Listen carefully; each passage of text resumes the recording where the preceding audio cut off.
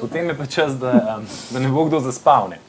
Da lepo pozdravimo tudi uradno vse tiste, ne samo, ki ste danes tukaj z nami v konzorciju Mladinski knjigi, ampak tudi tisti, ki nas spremljate v živo prek socialnih profilov oziroma prek omrežij. Jaz bi rad rekel, da ni lepšega tedna, ne, da bi imeli to debato, ker v tem tednu praznujemo Svetovni teden možganov in jutri je tudi Svetovni dan spanja. Tako da ta knjiga Zakaj spimo, profesorja Matthewa Walkerja, v bistvu pride zelo prav. In ko se bomo z mojimi sogovornicami pogovarjali malo o sami knjigi in malo o ozadju tega spanja, ki je bila še nekaj let nazaj ena najbolj neraziskanih stvari v človeškem življenju. Vsi smo vedeli, da za nekaj je dobro, ampak nihče ni znal pa prav zelo točno in detaljno povedati, zakaj je to dobro oziroma zakaj bi bilo to slabo. No, da najprej predstavim moje tri današnje gostje. Izredna profesorica doktorica Lea Dolenc-Grošelj, doktorica medicine, specializantka nevrologije in klinične nevrofiziologije, specialistka, in vodja laboratorija za motnje spanja UKC Ljubljana, doktorica Barbara Gnidovec-Stražišar, doktorica medicine, specialistka pediatrije in otroške nevrologije, predsednica sekcije za spanje pri Slovenskem zdravniškem društvu in predsednica izvršnega odbora skupščine vseh evropskih nacionalnih združenj za spanje. In pa Ne še. Iz vaših ust, se to že reče. In pa Sara Isakovič, olimpijska podprvakinja in magistra performance psihologije, ki je na Berkeleyju študirala tudi psihologijo spanja. No, kot zanimivo, z Berkeleyja prihaja tudi gospod, ki je napisal to knjigo. Tako da ti si imela priložnost v laboratoriju spanja tudi delovati oziroma... Ja, ne, ja. Toliko nisem, ampak ja, sem hodila na predavanje pa vsak dan. No, bomo v nadaljevanju še nekaj na to temo povedali, bi pa seveda predal besedo še uredniku knjige, Mitja Pucer, lepo pozdravljeni in par besed o sami knjigi. In zakaj, to je zelo, se mi zdi tako na prvo žogo strokovna knjiga, ne, na vaših policah. Ja, dober dan, lepo pozdravljeni, drage dame in gospodje, dragi gostje. Kako smo prišli do te knjige? Torej, pravzaprav je založba Mladinska knjiga prav z tega področja nekaj malega v preteklosti že izdala, vendar gotovo ne na takem nivoju, ki je, bi rekel, na pol strokoven. Torej strokoven v smislu, da je absolutno verodostojen, kompetenten, saj prihaja od, lahko rečemo, enega največjih, če že ne največjega strokovnjaka na svetu za to. Po drugi strani pa kot knjiga do bralca izjemno prijazen, izjemno poljuden in kaj je seveda boljšega. Torej, kako smo prišli do tega? Zdi se mi, da je sodobni človek in žal smo verjetno Slovenci tudi med temi nagnjen k temu, da ne skrbi preveč za določene vidike svojega življenja, recimo hrana ali pa počitek, spanje in take stvari. To se nam zdi nekaj postranskega, samoumevnega, banalnega, celo odvečnega, celo hvalimo se, kako malo spimo in to argumentiramo z zgodbami o nekih ljudeh iz preteklosti, nekih znanstvenikih genijih, ki češ, da so samo po nekaj ur na dan spali, kar ni res, ne.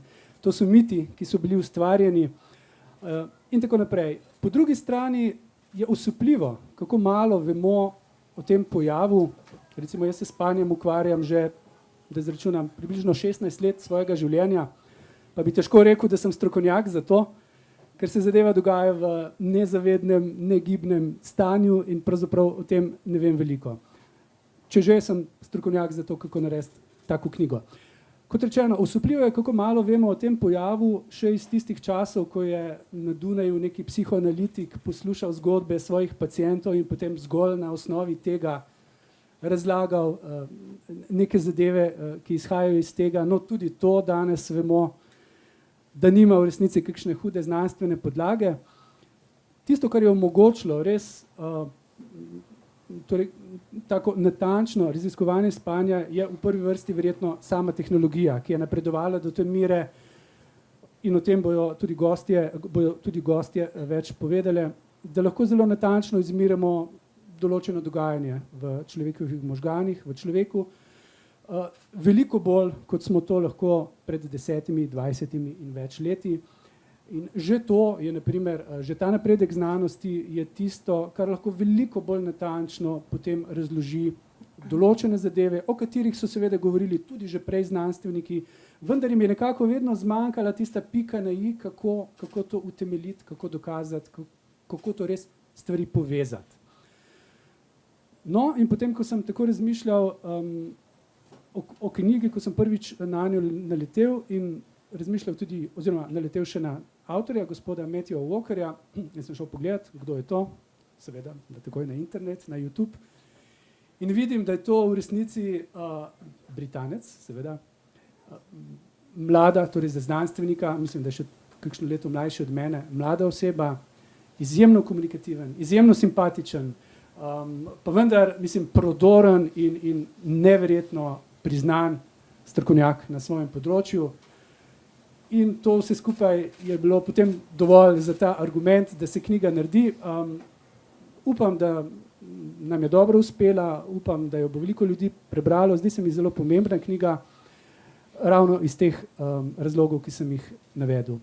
Kot rečeno, jaz zato nisem strokovnjak, v veliko čast mi je, da bom skupaj z vami prisluhnil ljudem, ki pa so strokovnjaki za to. V veliko veselje mi je, da sem lahko v tako imenitni družbi in kar predajam besedo.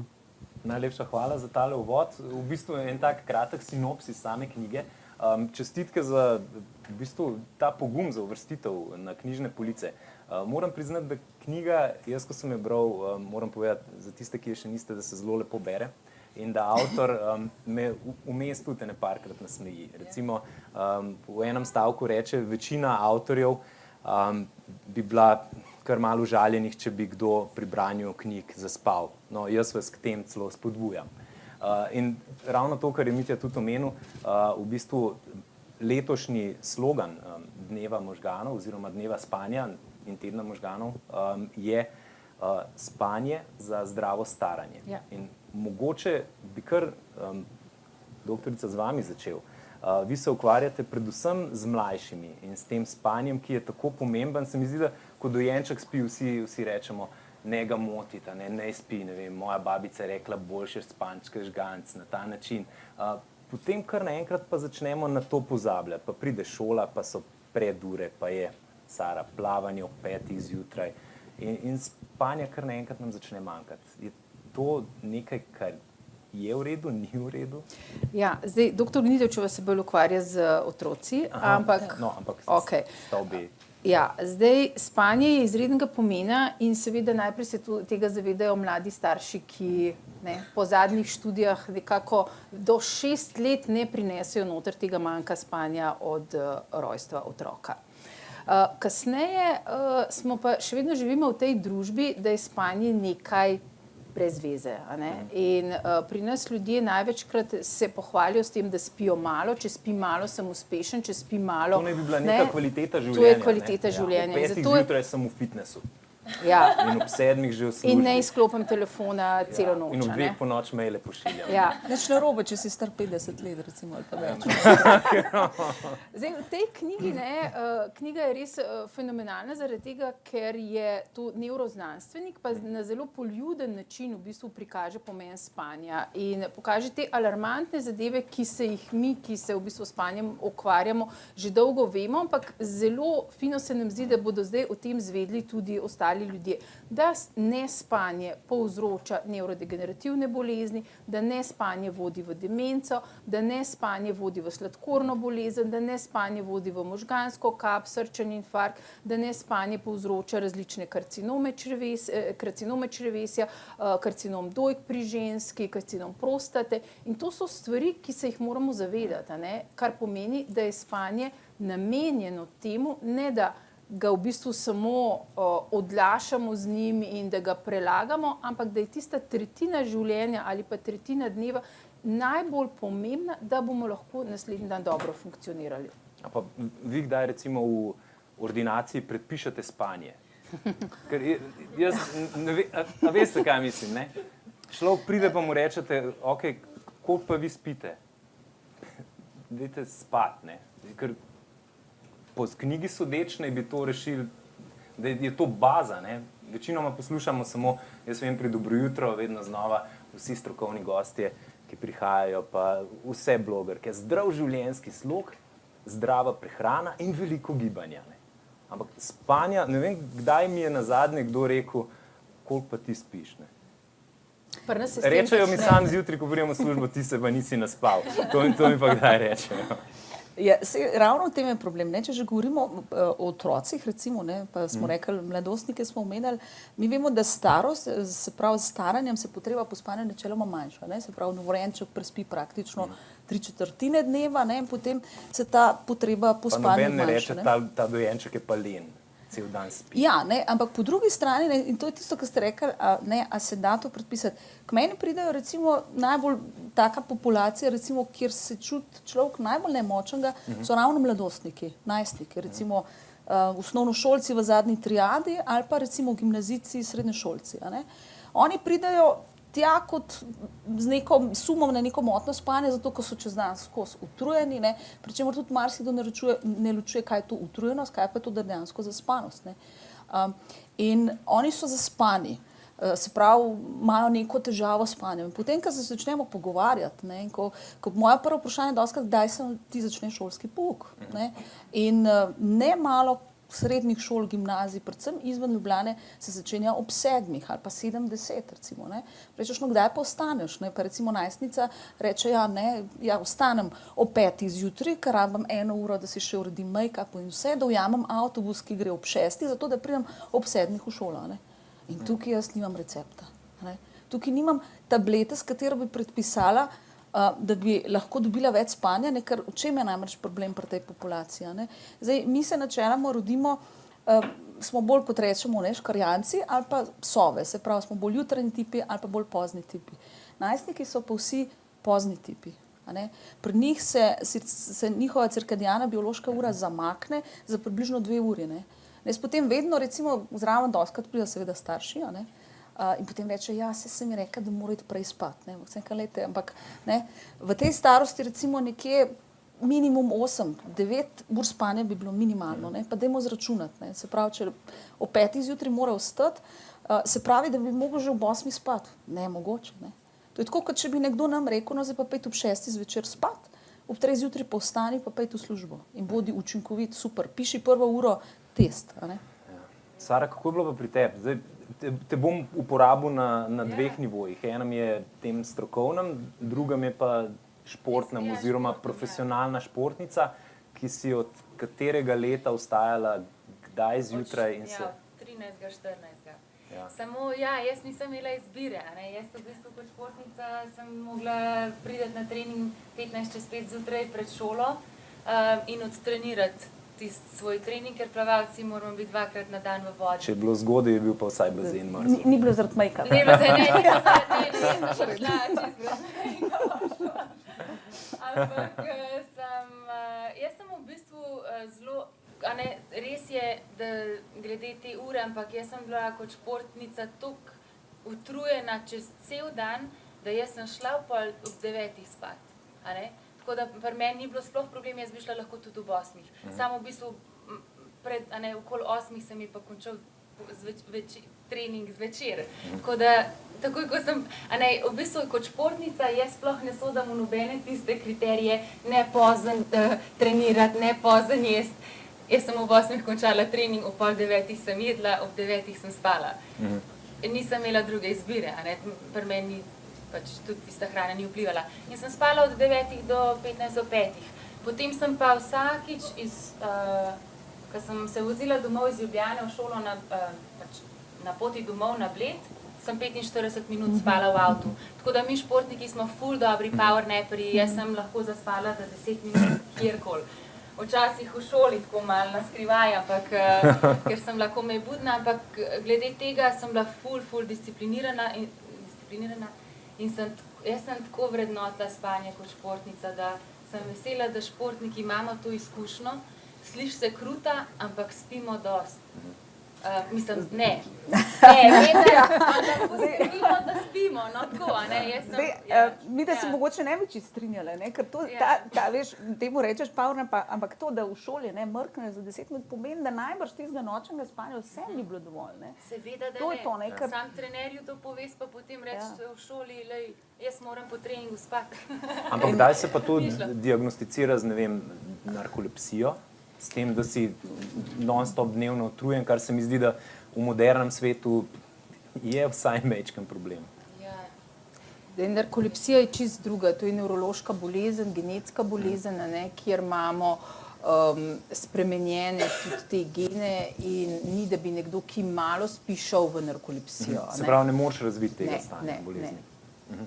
Kaj pa jaz recimo razmišljam kot športniki, toliko, kolikor smo fizično aktivni, mislim, jaz sem imela tak boost mentalni, jaz sem bila v šoli bolj skoncentrirana, v bistvu, to vem, no, ne vem, za nobenega drugega, ampak jaz sem bila, res me je zmanjkvalo proti koncu pouka, okoli 2 popoldne, ampak zjutraj sem bila jaz najbolj oštra od vseh v razredu, pa sem odplavala 8 km, preden se je šola začela v 8. Ja, verjetno, ko si telo pognala v neko pravim, aktivnost. da so tukaj tudi neke ne vem, pač jaz... Smo pa različni, ne? Nekdo rab 6 ur, nekdo rab 8 ur, nekdo jih rab 9 ur, ne? Tako da... Ne, jaz sem rabila kar... To je, Samo nekaj pa ste, če ne plavaš 6-7 ur, ne moreš biti olimpijski športnik. Ja, Seveda, seveda. Ja, hvala. Ja. Ampak, ja. Kot piše Matthew Walker, tudi, ne, tudi za športne dosežke, športne uspehe je spanje zelo pomembno. Ne?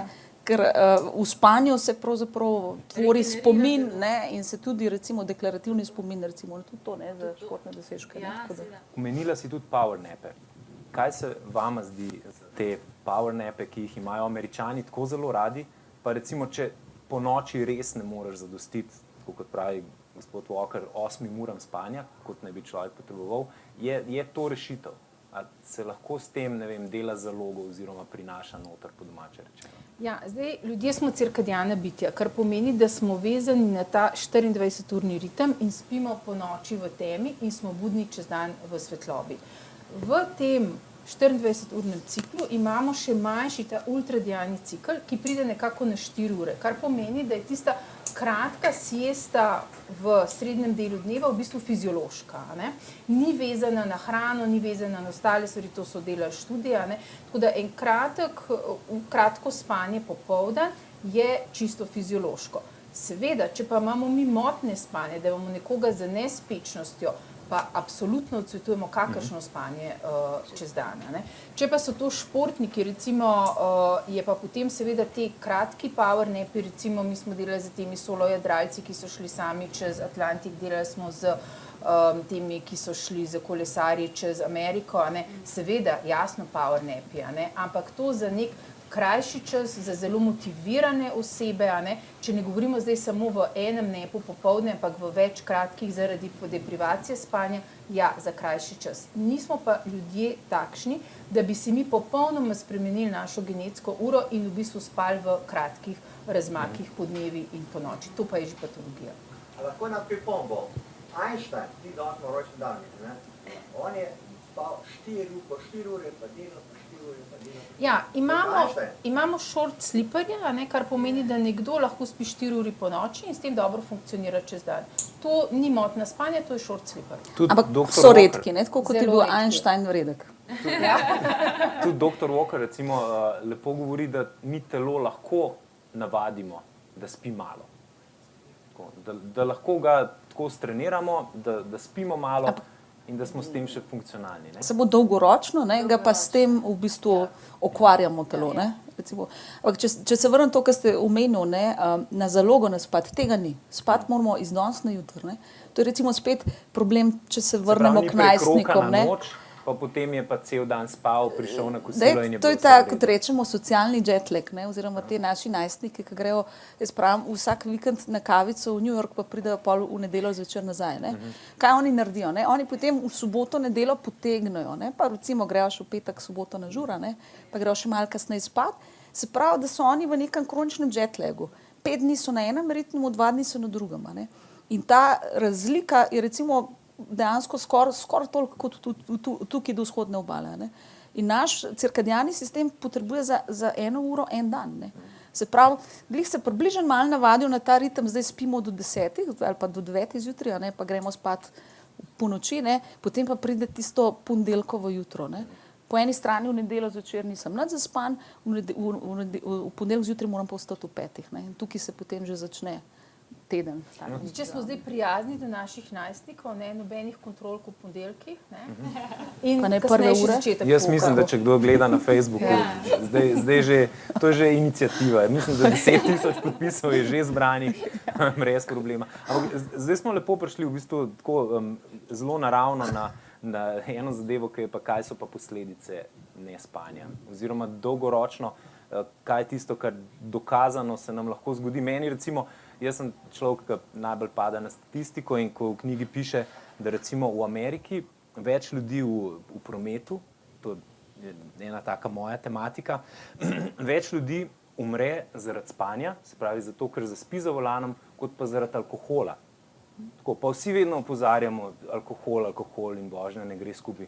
Ne vem, kdaj je imela, ne vem, policija kakšno akcijo, ne vem, pejte na spanje na pot. Ja. Ampak jaz se spomnim, da to je zdaj postal en problem moderne dobe. Ne? Da zdaj, včasih, ko smo se odpravljali kamorkoli, vem, da je mogel, ne vem, dedka, očeta, kdorkoli je vozil, se ga je pustil na mer. On se je pripravil na vožnjo, je šel po kosilu malo zadremati in potem smo šli na pot. Ne? Zdaj pa kar, do kje, do Münchna? Ok, usedimo se, ne? In gremo na pot. Ne? Po službi, po vsem. Ne? Zdaj, eno je deprivacija spanja, kar pomeni, da premalo spimo in smo zaradi tega zaspani in povzročamo prometne nesreče. Drugo so pa bolezni spanja. In najpogostejša bolezen spanja, ki povzroča hudo dnevno zaspanost, so motnje dihanja v spanju. Govorimo o pavzah dihanja, ki se dogajajo po noči. To so ljudje, ki smrčijo in nato nehajo dihati. Ne? In te pavze so daljše od 10 sekund. In čez dan so seveda zaspani. In takšni povzročijo več kot 20% vseh prometnih nesreč. To so največkrat prometne nesreče na avtocestah, ko je monotona cesta, ne, tisto nenadoma zavil na levo. Ne. Z dr. Gnidovčevo smo se že pred mnogimi leti ukvarjali s tem in pri nas smo ugotovili to, da je veliko tudi nesreč, ki jih povzročijo neprespani, se pravi zdravi ljudje, po drugi strani pa nezdravljeni, ne? Kar pomeni, da je zelo veliko treba narediti v tem, da se govori, da so motnje spanja lahko huda patologija, ki povzroča tudi prometne nesreče in verjamem, da bo ta knjiga naletela tudi na takšne bralce, da se bodo prepoznali in da bomo tudi tukaj lahko nekaj izboljšali. Ampak ne samo prometne nesreče, ne? Rak, demenca, sladkorna bolezen. Debelost. Ja. Ja. Vsi se ukvarjajo, a ne tako recimo kot športnica, vsi mislijo, ko me sprašujejo, kako pa ti ostaješ fit, a ne, plavalci imamo ponavadi tako malo problema, zato ker zelo veliko jemo, smo navajeni veliko jesti in potem se te kile hitro naberejo, ampak jaz res veliko spim in vem, da to ohranja tudi moj fitness in mislim, da ljudje se ne zavedajo, koliko zelo spanje vpliva, a ne, pač seveda več energije imaš sploh zato, da si aktiven, da imaš to energijo, da greš ta dan na sprehod, na neko fizično telovadbo, ampak noben se pa ne zaveda, kako, no, to vsi vemo, ko smo nenaspani, posegamo po zelo kalorični hrani. In takrat, ko si nenaspan, cel dan ješ. A se kdo, veste, o čem govorim? Takrat zmanjka čokolade. Ja, ja, ampak ne, tudi hormonsko v bistvu se nam veliko bolj izloča hormon lakote in zato smo toliko bolj lačni. A ne, spanje pa v bistvu to zavira, ja, in producira veliko več leptina. Tako da malo razmislite o tem, no, če so slučajno kje dodatne kilaže, se vprašajte, da spim. Zdaj, v letošnjem letu so bile objavljene 3 večje študije na mladostnikih, pomanjkanju spanja in debelosti. V Kanadi so gledali, mislim, da na 360 šolah, kdaj začnejo pouk in gledali so, se pravi, indeks telesne mase, ne, ITM, in so ugotovili, da tam, kjer se pouk začne bolj zgodaj zjutraj, so bolj debeli. Ne? Jasno dokazano. Pri nas sta dve mladi raziskovalki že v osnovni šoli delali letos raziskovalno nalogo in so gledali, kako pa je pri naših osnovnošolcih v zadnji triadi in so ugotovili, da tisti, ki manj spijo, so bolj debeli. Ne? Tako da v bistvu tukaj se moramo vprašati, ne? Zdaj, vedno več mladostnikov je debelih, naš šolski sistem se začne zelo zgodaj, kot je rekla dr. Gnidovčeva, ali mi lahko kot družba tudi tukaj kaj naredimo? Ne? Ni samo hrana, ni samo gibanje, pomembno je tudi dovolj spanja. Kot Sara skozi poudarja. Knjigo je treba nesti na ministrstvo. Knjigo je treba. Ampak ne samo na eno, ne? Ker vedno nekaj začnemo to debato, se to vsake par let se, ne? Se to je v bistvu globalen problem, ne? Tudi na evropskem nivoju, recimo, nekaj se vključujemo, imamo vsi iste težave, recimo, ne?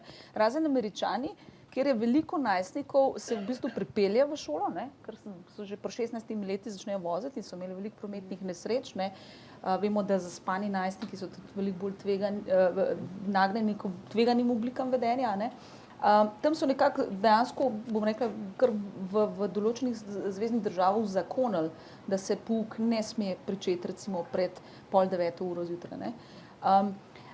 Problem je tukaj tudi potem cel pogon, ne? Transport recimo, ne? Vse dobro, tudi če se začne šola ob 7, ampak avtobus je ob 6, zaradi tega, ker avtobus je namenjen delavcem, ne? Ki grejo recimo v tovarno, ki začnejo prej recimo, ne? Ampak oni imajo s tem manj težav in potem seveda grejo šolari tudi zdravo, ne? Tako da cel ustroj, ne? Tako da pravim, Ministrstvo za promet, Ministrstvo za šolstvo, pa še kakšen bi se najdu, ne? Nekaj pri Ministrstvu za šolstvo, pazite, v vseh vrtcih v Sloveniji otroci popoldne spijo, poprijo v šolo in pa to takoj vzamejo. Jaz mislim, da je prav pomembno, da bi mogoče šolarje, da ne pol ure po eni, da spi. Jaz se ne bi čisto strinjala, ne? Ker šolari so le starejši, ne? Ker kaj bo to pa za sabo prinesel? Da bomo tudi v službah spali. A ne bi bilo to fajn? Japonci spijo pol ure. Ampak oni pa res reveži delajo 16 ur na dan. Ja. Pa še nekaj, pazite, jaz sem malo star, moram biti nositelj. Jaz vsak večer treniram, ker pravi, da trening odloži Alzheimerja. Ampak vsak dan od 2 do 4 spim. Tako da mislim, da potem popolnoma svež. In v šoli bi lahko tudi dal od šolarjem možnost, da odspiti eno pol ure, ne pol ure. Zdaj, mi skozi govorimo o količini spanja, ne? Zdaj, mogoče ne bi toliko banalizirala, ne? Pomen spanja kot takega. Zakaj je spanje pomembno? Za konsolidacijo spomina, za izločanje različnih hormonov. Tako da ni toliko pomembno, koliko spimo, pomembno je, da kvalitetno spimo, ne? In nekdo, ki bo spal 6 ur in je to čisto dovolj. Tako da ne bi zdaj govorili, da rabimo vsi več spati, daleč od tega, ne? Okay, kaj potrebujemo, da kvalitetno spimo? Dobro higieno spanja. Se pravi, rabimo dober prostor, ki ni preveč, se pravi, ki ni hrupen, kjer nimamo nekega, vemo recimo, da tisti, ki živijo blizu letališč, ne imajo slabše spanje, ne. Rabimo temo ponoči za spanje, ne. Rabimo primerno ležišče, ne. Mi recimo, ki se ukvarjamo z otroci, zelo poudarjamo, ne, da ima vsak svoje ležišče, ne, ker mi spimo v ciklusih, se pravi, ne, in po vsakem prespanem ciklusu enega, se pravi, v tem ciklusu imamo pa mirno spanje in pa spanje, v katerem sanjamo, se zbudimo za kratek čas in gremo v naslednji ciklus. Ne. Nikoli dva človeka nimata popolnoma enako usklajenih ciklusov, ne, se pravi, medtem ko se eden že prebudi na prehodu z enega ciklusa v drugega, lahko vpliva na drugega, ne. Potem se pravi, da se izogibamo raznim poživilom pred spanjem, ne, se pravi, vemo, kakšen je vpliv kofeina, teina različnih, ledenih čajev podobno, nikotin. Tudi zmotno mislimo, ne, da če bomo zvečer popili kozarec alkohola, bomo lažje zaspali, tudi to ni res, ne. Profesor Veličkovič omenil aktivnost, ne, fajn v zgodnjem popoldanskem času, ne pa neposredno pred spanjem, zaradi tega, ker zvečer, ne, ko se nam, kot rečemo, tako odprejo vrata za spanje, ne, dobimo najprej signal melatonina, se pravi hormona spanja, ko se začne delati tema, potem pa nam začne naša telesna temperatura pada. Zdaj, če bomo mi zvečer zelo aktivni, ne, si bomo s tem v bistvu zvišali telesno temperaturo, ne, bomo težje zaspali. Sara je mogoče tudi posebno v vseh pogledih. Olimpijski pač, bom rekla, podprvak ne mora biti vsak, ampak če gledamo pa tako, ne, če pa posplošimo, pa so to vse neke stvari, ki lahko vplivajo. In tudi recimo zelo pomemben je tudi, da posteljo porabimo res recimo samo za spanje in pa seveda spolnost, ne pa, da v postelji recimo ne jemo, ne pijemo. Ne. Zdaj spomnim ene 16-letnice, ki je prišla k meni, ker je se odločila, da bo cel dan preživela v postelji. Imela je neko prijateljico pri sebi in potem sta vse sta delali v postelji, jedli. In kaj se je pri njej zgodilo? Ko smo jo pač sledili njen ritem budnosti in spanja, smo videli, da je začel njen ritem budnosti in spanja teči prosto, se pravi v ritmu naše notranje ure. Ker naš notranji ritem je nekoliko daljši kot 24-urni ritem dneva. Zato je zelo pomembno, da smo mi vpeti v to periodično izmenjevanje svetlobe in teme, da imamo nek reden ritem aktivnosti, se pravi, da imamo nek razlog, da zjutraj vstanemo in da gremo nekam, ker sicer se že samo s tem, se pravi samo s pomanjkanjem tega neke bom rekla, ritma nekih socialnih aktivnosti lahko pridemo praktično do istega efekta, kot ga vidimo recimo pri slepih ljudeh, ki nimajo možnosti zaznavati svetlobe, recimo. Sara, jaz sem te želel vprašati, ker vem, da si delala recimo z odpravo na severni tečaj, pa z dvema, ki sta veslali čez ocean. Štiri, ki so veslali čez ocean. Tam je pa verjetno specifika, kako zaspati v težkih pogojih, ko je ekstremno hladno oziroma ko si na čolnu, še posebna. Kako pa takrat pristopiti, pa da res človek zaspi, da ni tistega premetavanja, kot smo ga vajeni kdaj doma? Ja, jaz sem delala veliko s temi ekstremnimi športniki, kjer seveda veslačice so imele, v bistvu so 36 dni, 2 uri so veslale, 2 uri so počivale. Vsak dan 24 ur na dan. In v tistih 2 urah so hitro nekaj pojedle, v bistvu se to skrajša na uro pa pol, če se umivaš zobe sredi Atlantika, še to traja, ampak tam je pa v bistvu ta neka mentalna navada, kako ti čim hitreje izklopiš in glavo in telo. Ja, in rituali pred spanjem so čista obveza. Zdaj mladi tukaj, še posebej vsi na telefonih pa laptopih, to sploh čim prej stran, ampak v bistvu je pa tudi veliko na tem, kako znaš umiriti svojo glavo, koliko se zavedaš, kam ti odhajajo misli, koliko ti žrejo glavo ali preveč razmišljaš za naprej ali za nazaj. In zelo pomembno je tudi recimo nek fokus na dihanje, da se umirite, da se sprostite, da se zna glava umiriti. To je zelo pomembno. Mislim, jaz ne vem, moja mami razmišlja več po noč, kakor po dnevu. Ja, pa vem, da tukaj se ti res vrtijo misli neprestano. Tako da znati to odklopiti, lahko je tukaj pri športnikih.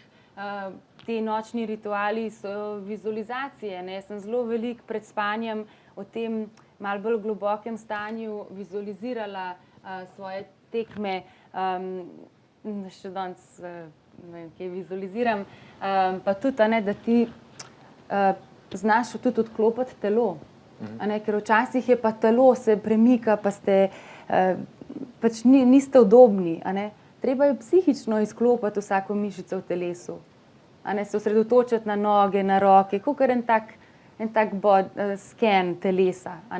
In te navade mi športniki ful obvladamo, zato ker vemo, da moramo v stotinki zaspati.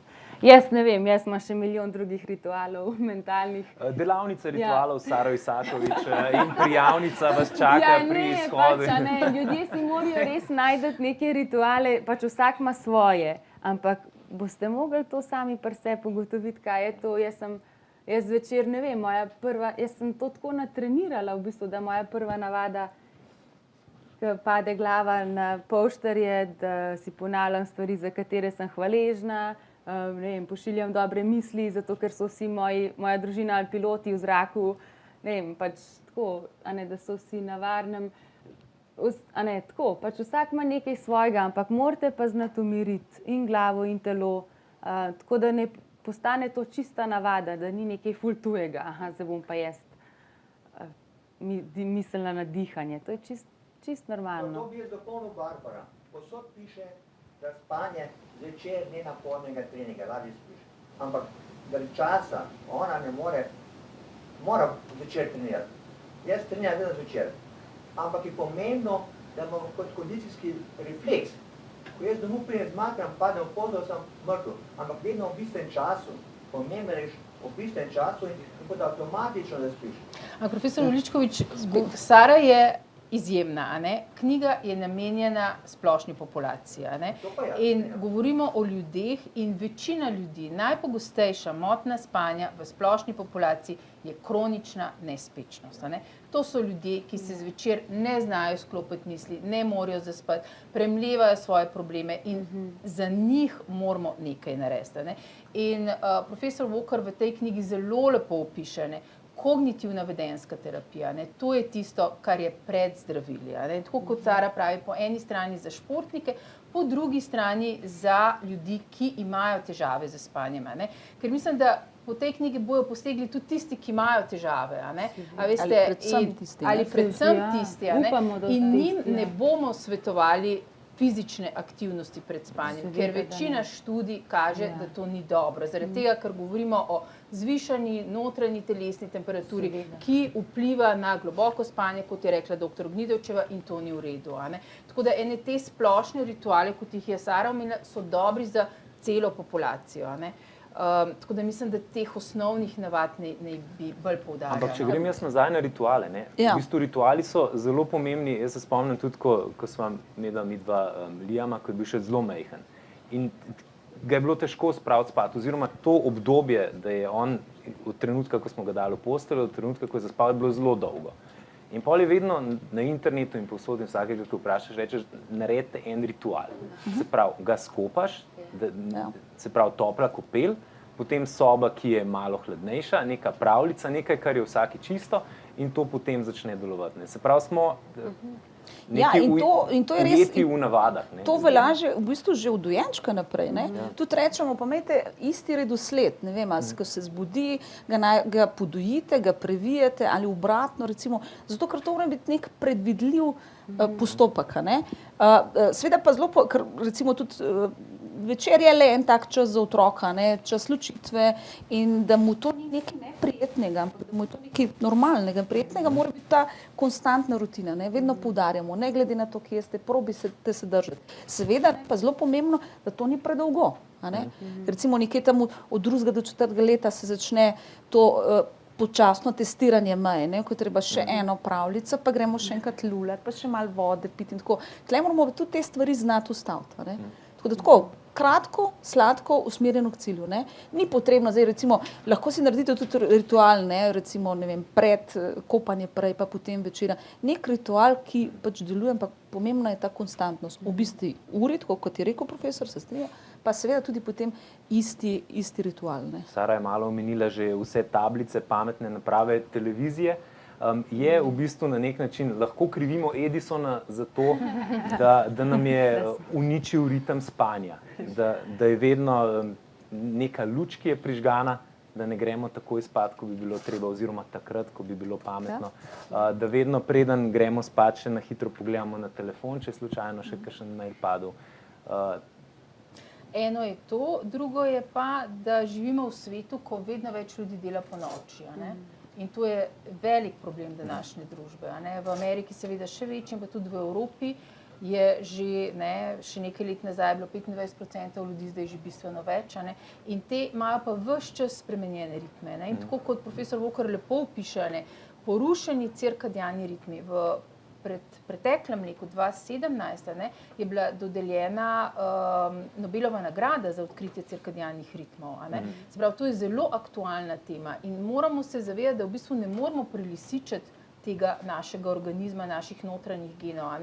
In da s tem, ko bomo neko osebo dali, da bo celo življenje delala v, ne vem, 12-urnem ritmu po noči čez dan, vemo, da to vodi dolgoročno zaradi spremenjenih tudi melatonina, se pravi svetloba, melatonin, različni karcinomi, vodi tudi v neplodnost. Tako da ogromno je teh stvari, ki se jih moramo zavedati. In zato je pomembno, da se ljudje zavedajo, da je spanje pomembno in veste, da nekdo, ki ima že predhodno neke težave, ki ima že recimo neko dedno obremenjeno z nekim karcinomom, ki ima že predhodno recimo neko motnje krvnega pritiska, sladkorne bolezni, tak ni primeren za nočno delo.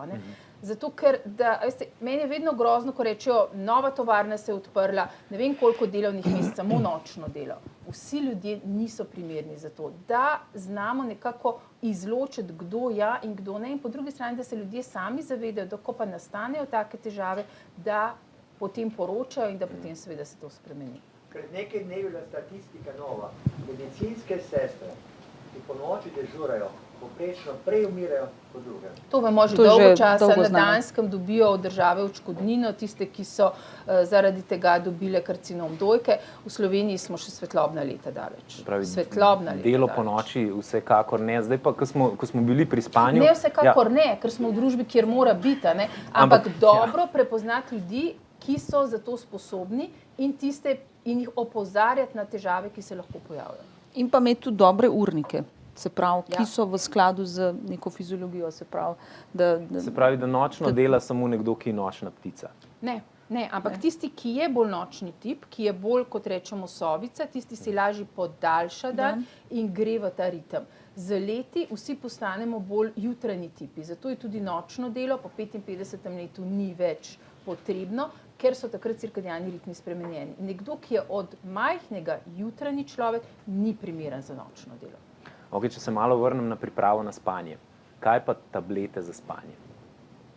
Verjetno pri vama je to... Pride kdo, ki reče, ok, jaz pa rabim nekaj, da zaspim, nič ne deluje. Ja, največji problem, ki ga jaz trenutno vidim v naši družbi, je uspavanje za marihuano. To je najbolj popularno, tega je ogromno med mladimi. Vemo, da od začetku skrajša latenco uspavanja, kasneje pa povzroči odvisnost, zmanjša globoko spanje in povsem poruši spanje. Kot je bil včasih recimo alkohol, kozarček pred spanjem. Kot je včasih alkohol, je danes trava za zaspati. To je, ne vem, 2/3 ambulante z motnjami spanja si tako pomagajo. To absolutno odsvetujemo.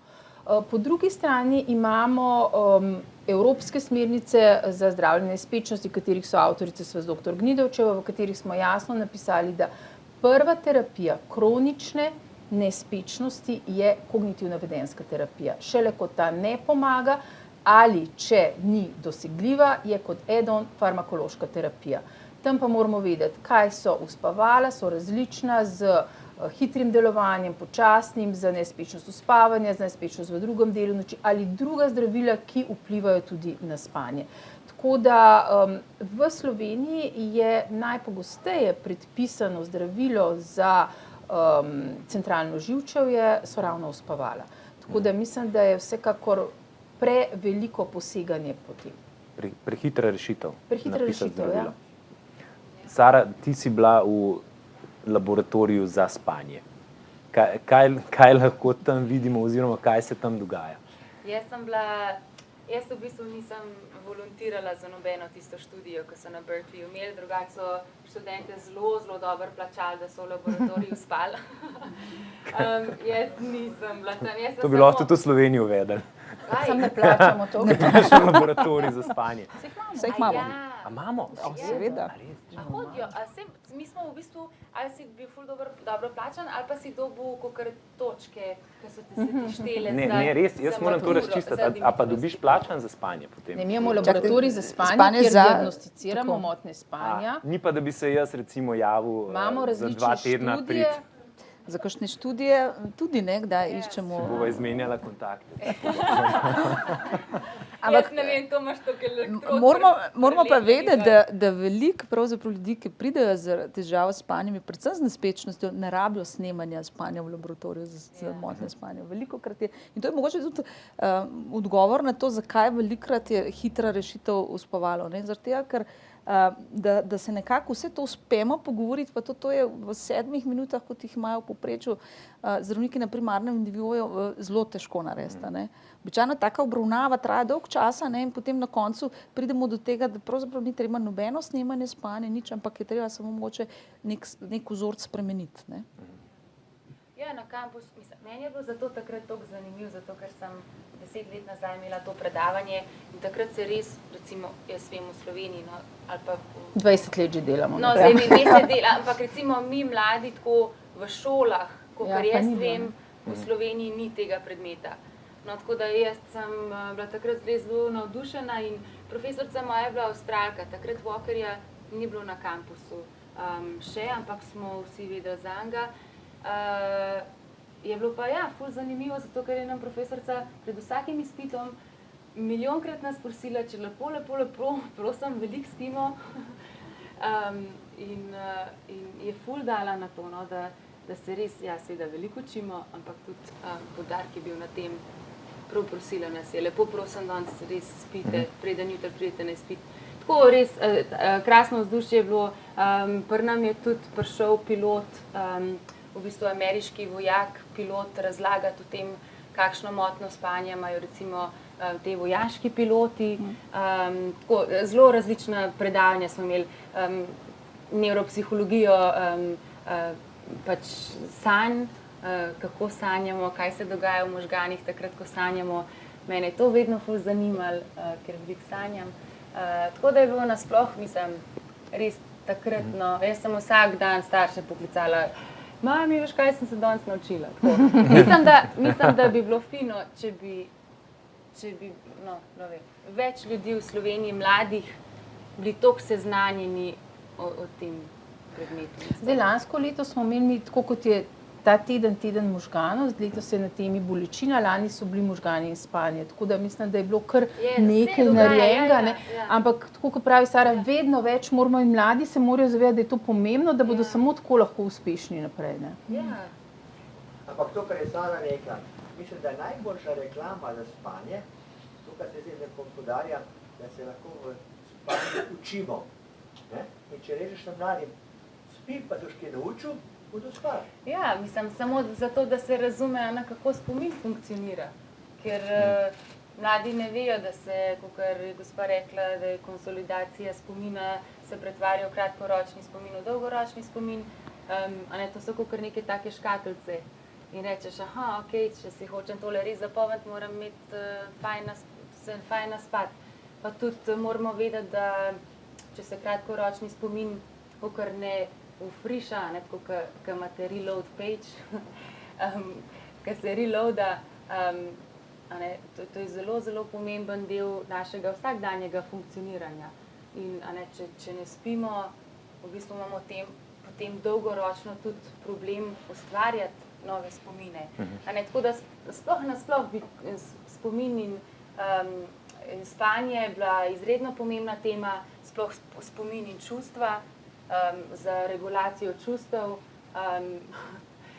Sami veste, da ena nenaspana noč te hitro razdraži in samo obvladovanje čustev, si veliko pomagate s tem, tudi če že veliko spite, ste že boljše volje. V bistvu amigdala, naš čustveni sedež je 60% bolj aktiven, mislim, hiperaktiven, takrat, ko smo nenaspani. Tako da, če kdaj izbruhne kakšna jeza, bes, se lahko pač upravičite svojemu partnerju. Rečete, sorry, ne vem, zakaj to iz mene prišlo ven. Mislim, da sem nenaspan. Spanje je vedno dober izgovor. Spanje. Nisem šel na fitness, spanje problem. Malo sem sitem, spanje problem. Ampak je vedno, spanje je začaran krog. To, kar smo danes že ugotovili, v bistvu, da če ne spiš, si bolj lačen, če ne spiš, je verjetnost, da bo šel, to tudi avtor razlagal, naslednji dan biti fizično aktiven manjša, zato ker se ti pač enostavno ne bo dal, si razdražljiv. In ena izmed stvari, pa mogoče moja zaključna misel, pa vam bom dal potem še priložnost, da še ve poveste vsaka svojo, je ta, da je avtor v bistvu na nek način ugotovil, da ne bi bilo naše prvenstveno stanje tisto stanje iz spanja. Da mi kot ljudje se vedno fokusiramo, kaj smo zdaj naredili čez dan. Spanje je pa tisto, ki, moram iti spat, pa se bom zjutraj zbudil, pa bom nadaljeval. V bistvu ne bi bilo pa spanje tisto, ki je bolj pomembno, tako, če gledaš potem na starost, pa na to, kako mi funkcioniramo dolgoročno. Ja, se pravi, Walker, da bi bilo fino, če si naštimamo budilke za spat. Ker mi se vedno štimamo budilke zjutraj za zbuditi. A ne bi bilo to fajn? Rečeš, 10 zvoni ura. Spat je treba. In ti vse ugasne. In ti ugasne vse. Celo hišo ti, In samo še v temi moraš priti do svoje posle. To bi bilo ful fajn. Je nič, dame, najlepša hvala za tale pogovor. Mislim, da ne bomo predolgi, bi pa vseeno še, če bi imel kdo kakšno vprašanje, prosil za... Aha, imamo, mislim, da še celo kakšen mikrofon. Čakajte, jaz takole, da vas bodo slišali tudi tisti, ki spremljajo v živo. Izvolite. Ni bilo nič omenjeno, hipofiza in vpliv elektromagnetnega valovanja, ki nas obdaja. To bom pa jaz zelo preprosto razložil in sicer bom prevalil to odgovornost na eno izmed strokovnjakinj. Zdaj, kar se tiče elektromagnetnega valovanja, so le delane študije vpliva elektromagnetnega valovanja na izločanje melatonina. Melatonin pa hormon, ki se v češariki izloča, ne v hipofizi. In so bile pač tako kot večina, ne, za in proti pravzaprav. Ne. Tako da zdaj bom rekla, čisto jasnih dokazov, pravzaprav, da bi študije pokazale, da vpliva na spremenjeno izločanje, niso pokazale. Ne. Bolj kot, seveda, tukaj je svetloba res tisti bolj ključen, bom rekla, moment, kar se tiče vpliva na samo izločanje melatonina pa na vpliv na češariko. Ne. Tako da... Svetloba je nedvomno tudi vpliv, zato imajo novi računalniki, imajo zvečer drugo barvo, drugo frekvenco barve svetlobe, kakor pa čez dan. Da že oči pripravi na... Cirkadiani sistem je najbolj v bistvu odziven na modro svetlobo, se pravi na kratke valovne dolžine. In te je največ recimo v teh zaslonih. Ne. To recimo mi tudi lahko zelo dobro vidimo, ko preiskujemo recimo, oziroma damo pacientom te merilnike aktivnosti, s katerih potem lahko sklepamo na njihov ritem budnosti in spanja, in imajo vgrajene tudi luksmetre. Ne. In lahko v različnih valovnih dolžinah in potem recimo vidimo dostikrat, sploh recimo spet, če smo pri najstnikih, kako krasno si je tista modra svetloba od računalnika, recimo ali pa od tablice zvečer pred spanjem. Ja. Ampak kontra, ne, je pa stvar, ki je opisana noter v knjigi, ne, ko sta se dva znanstvenika, ne vem katerega leta, zaprla v eno zelo globoko jamo v Ameriki in je bil ta ritem tako močen, da ona dva sta merila, kdaj sta šla spat in računala, in ko sta prišla gor, sta ugotovila, da sta normalno delala tako, kot bi delala, če bi bila zgoraj. Ne. Tako, je bilo par ur zamika pri tistem, ki je mlajši manj, pri tistem, ki je starejši malo več. To je tisto, kar smo prej omenjali, to je tisti prosto tekoči ritem.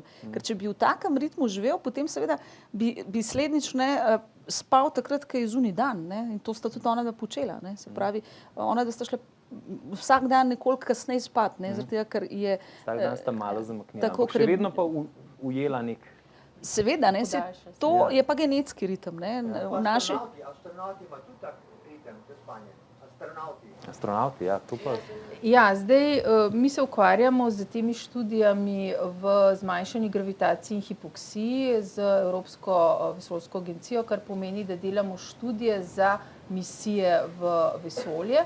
Te študije potekajo v Planici in tam seveda snemamo tudi spanje, dihanje med spanjem. Pri njih je problem, da je seveda tako nizka gravitacija, ne, kar pomeni, da je spanje že zaradi tega moteno tudi zaradi hipoksičnega okolja, ne, ker dobimo centralne motnje dihanja po noči, tako da je spanje zelo, zelo porušeno.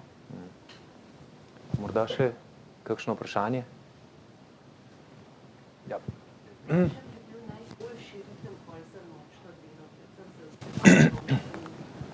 Aha.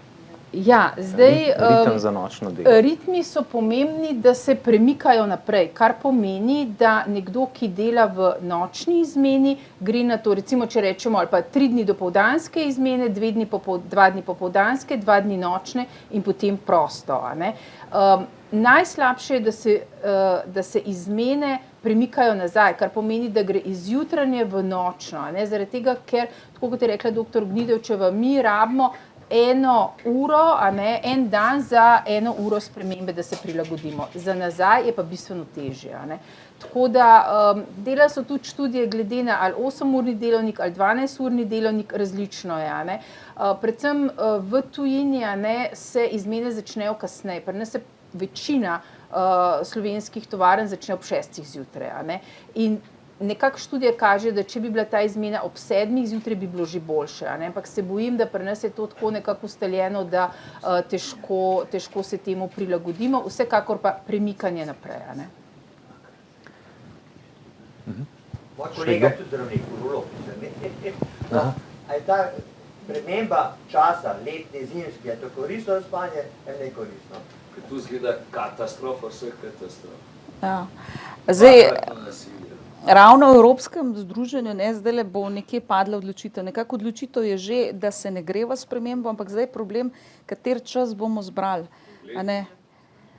Ne, standardni. Letni je tisti, ki smo si ga zmislili med drugo svetovno vojno. Ne? In za nas, ki smo v tej regiji, je bistveno bolj primeren zimski oziroma standardni čas.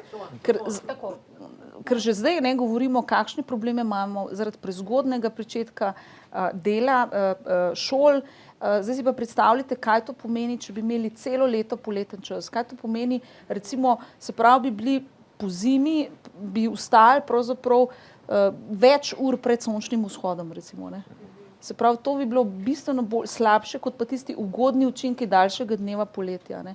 Tako da nekako splošno stališče, bom rekla, vseh evropskih nacionalnih združenj je, da bomo poskušali nekako prepričati, tiste, ki o tem odločajo, to so pa politiki v Evropskem parlamentu, ki so pravzaprav na naše presenečenje zelo hitro sprejeli to, da bomo prenehali uro premikati, ampak bojim se, da bomo zbrali napačen čas.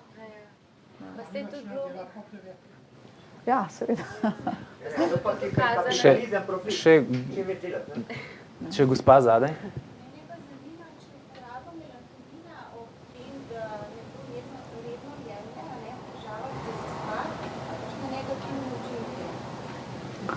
Zdaj, tako bom rekla, melatonin je tako zelo tako prikladen, ena taka panaceja, če ne moreš spati, pa vzameš melatonin, ne.